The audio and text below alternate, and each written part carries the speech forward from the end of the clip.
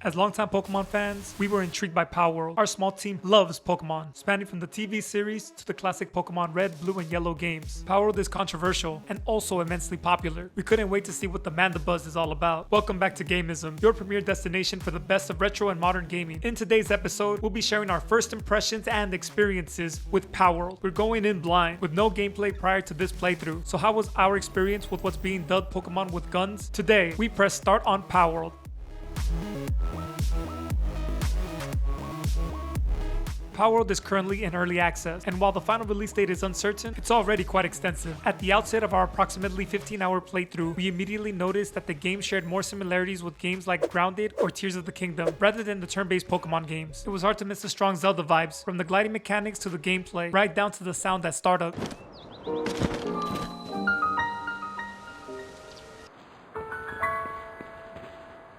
Upon starting the game, players can create their own character before being introduced to a survival-centric environment. It's a survival game at heart. We thought we'd get a friendlier intro with some starter pals.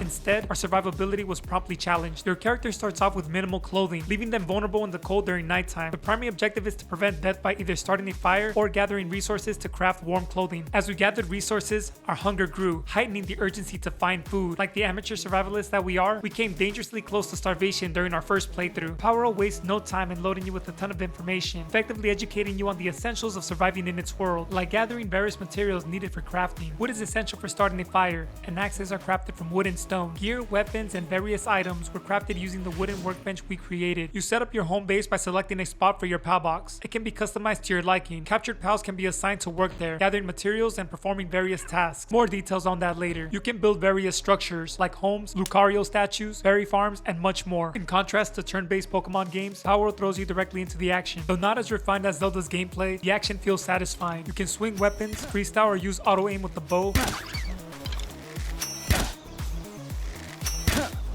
and evade incoming attacks with a well-timed dodge. You can increase your character's level through combat experience, completing tasks, cooking food, crafting weapons, and various other means. You'll need to manage your stamina, as mining, combat, or running will deplete your stamina bar. There's both a shield and HP, which can result in being KO'd when depleted. Getting a handle on these gameplay mechanics is key, since battling comes up often, be it against the game's Team Rocket, known as the Syndicate, or when capturing pals, which we did after nearly an hour.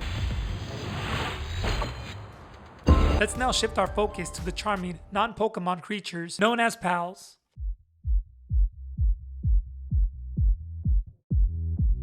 Initially, our playthrough didn't resemble Pokemon at all, but once we began catching pals, the similarities came in waves. We spent most of our playthrough calling them Pokeballs and Pokespheres, but they go by Palspheres. You can craft or find Palspheres in the wild, and you'll never guess what you can do with them. This might sound a bit familiar. To capture pals, you chuck Palspheres at them. Weakened pals are easier to capture. While trapped inside, the pals try to escape. You catch and collect the different pals and store them in a box. You'll need to upgrade to Megaspheres and Ultraspheres to catch higher level pals. Our first experience with a Palsphere ended with it carelessly hurled into the darkness while attempting to start a fire. Regrettably, this scenario repeated itself, with our itchy trigger finger often squandering these valuable items, which vanish upon use. To catch a pal, you've got to beat it up first. You can weaken it by using your spear or bow and arrows before capturing it with your Pokeball. When you smack a pal, their expression shifts from neutral to angry as they fight back. It's strange at first, but you get used to it.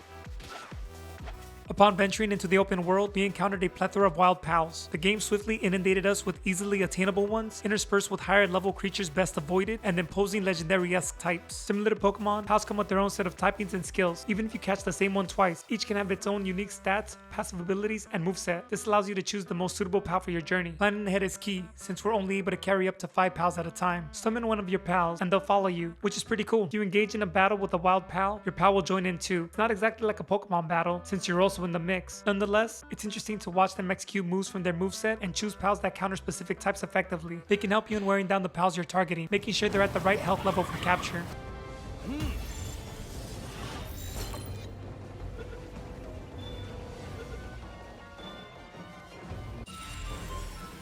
To capture more powerful pals, you'll need to level up your character, obtain better pal spheres, and upgrade your weapons. The thrill of encountering a new pal is undeniable, but the pressure of not messing up the catch is real. Knocking them out means losing the chance to catch it, but successfully catching a desired pal brings immense satisfaction, such as our first shiny, an oversized Chickapidgey. Except they aren't shinies, they're lucky. Lucky pals come with unique passive skills and are huge. Chickapee quickly secured a permanent spot in the party. You never want your pal to be knocked out or put in danger, and there was a moment when Chickapee ran into trouble after falling off a ledge.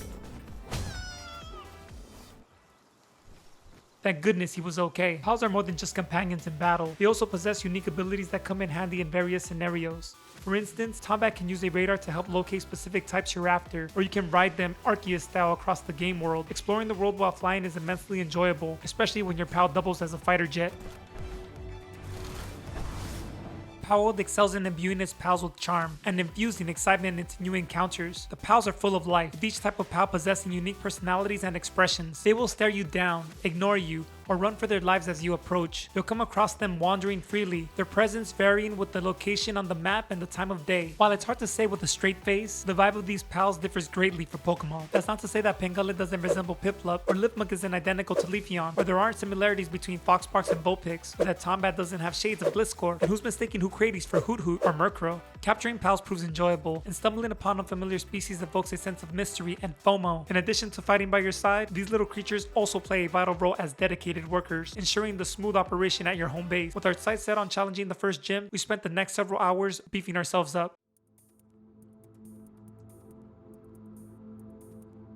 As part of the game's tutorial, you're tasked with taking on the boss at Rayne Syndicate's tower, with the game cautioning you to ensure both your equipment and pals are in top condition. We guessed that this boss would offer a challenge, similar to that of a first gym leader. We weren't about to go in unprepared, so we spent the next several hours powering ourselves up during the playthrough. Leveling up occurs through nearly every action you take, whether it's attacking pals, gathering materials, earning bonuses from catches, cooking, crafting, and so forth. As you level up, you can allocate 1 point to improve your character's stats in key areas, including attack, stamina, HP, equipment carrying capacity, and crafting speed. Additionally, with each level up, you unlock new technology options. You're allotted a set number of technology points to spend on upgrades, which can include new bows, enhancements for pals, improvements to your base, or decorative items. While certain upgrades are essential, you're granted some autonomy in selecting what to unlock.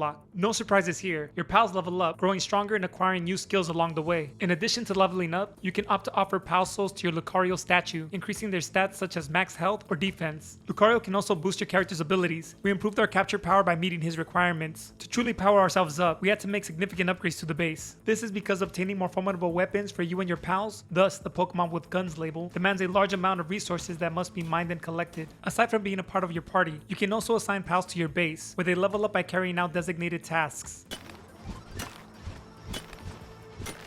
You can enlist these pals to build structures, transport mine resources, or tend to specific farming tasks. While some pals rest during the night, others are knockouts and continue working. Each pal contributes in its own way to your base's operation. For instance, Chickapees lay eggs, while the Piplup-like Pangolin assists in watering your berry plantation. Taking the time to understand each pal's capabilities is essential, as some may possess specialized skills, while others are clumsy and lack efficiency. Enhancing your base allows you to accommodate additional pals, transforming your base into a lively operation. While they may be part of your workforce, it's your responsibility to keep them happy and well fed. Pals can grow hungry, and when they do, they'll greedily consume whatever food they can find. You'll need to build little beds for these things, and a spot to keep them happy. With each upgrade to your base, you can house more pals, but this also means more mouths to feed. Plus, a bed must be built for each individual pal. With an enhanced and more efficient base in place, we had gathered the necessary materials to make some upgrades, including the workbench, weapons, Pokespheres, and the crafting of equipment intended for pals. While a well-maintained base can offer a good quality of life, it's also prone to attacks, emphasizing the importance of strong defenses to protect your home from a potential bloodbath.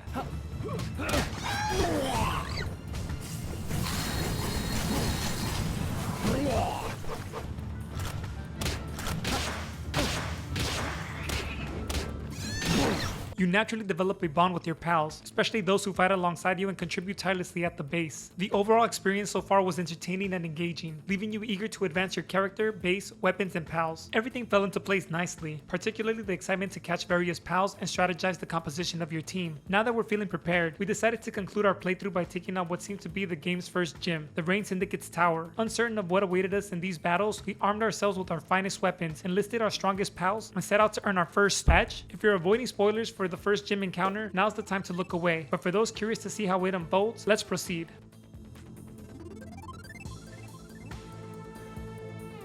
After making significant progress and reaching level 19, time had come to take on the gym. Venturing into Palworld, we were essentially going in blind, with little foresight of what we might encounter. Are we preparing for 5-on-5 showdowns, or is this leading into a shootout? Upon entering the gym, we were greeted by an unexpected sight, an oversized Electabuzz with the gym leader Zoe seated on its back. As the first encounter unfolds, we endure more damage in a few moments than in all our previous gameplay. Despite our pals' efforts and our attempt to fight back, the situation grew increasingly grim, as the towering Grisbolt showed little sign of weakening, its enormous HP remaining largely intact. In the end, the initial confrontation ended in defeat, leaving our character and pals incapacitated, stripped of our possessions. Before gearing up for the rematch, we took some time to power up. Our character is now at level 20, our pals are pumped with extra Lucario juice, and we realized that Shiny Chickapee has a resistance to electric attacks. During the rematch, starting with Shiny Chickapee seemed to work, as Chickapee managed to chip away about a quarter of Grizz's health before needing to be withdrawn. Grizz, meanwhile, showed no signs of holding back, at one point relentlessly chasing us in a creepy long pursuit.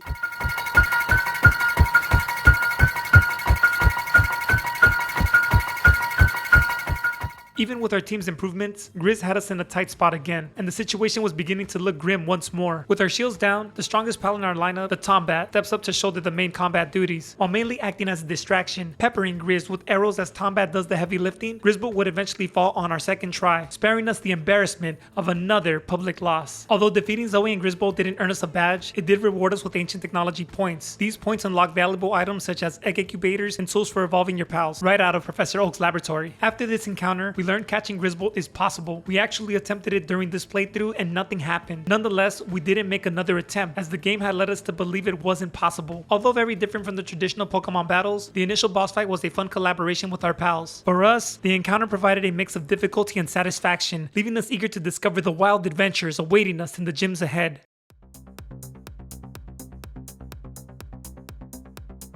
After spending about 15 hours playing, our first impressions are largely positive. The game exudes a sense of novelty, vibrancy, and is incredibly enjoyable despite still being in its early access phase. Blending Pokemon elements with shooting, combat, and RPG mechanics is just our cup of tea. We didn't get around to trying co-op, but it's touted to elevate the overall experience by allowing you to journey with up to 3 other players. Despite the recent decline in player count, Palworld's future looks promising, considering how games like Sea of Thieves took years to refine and gain momentum. There's a feeling that Palworld is still in its early stages and poised for a similar evolution. Palworld is not without its drawbacks, and issues were prevalent. Back at the base, our pals would frequently glitch out, sometimes get stuck, and then experience hunger as a result. Additionally, the game throws you into its world with minimal storytelling or rationale for your character's role, and memorable characters beyond the pals are notably absent. Apart from the pals dotting the landscape, the giant world felt strangely empty, reminiscent of the similar critiques aimed at Arceus. Palworld channels the spirit of parody films. While it occasionally feels like the developers deliberately emulated Pokemon, the pals exhibit a charm and individuality that make the game truly its own. We're optimistic that the popularity of Palworld may inspire Pokemon game developers to explore fresh concepts, incorporating real-time gameplay, an open-world setting, and perhaps even cooperative features. The game left us eager for more. We were on the verge of arming our pals with firearms. There were teasers of evolution or stacking pals, along with undiscovered creatures. And to top it off, we unlocked the second base. While we're concluding our initial playthrough, it's safe to say we're not done with Palworld just yet. Keep an eye out for future check-ins, including potential co-op explorations.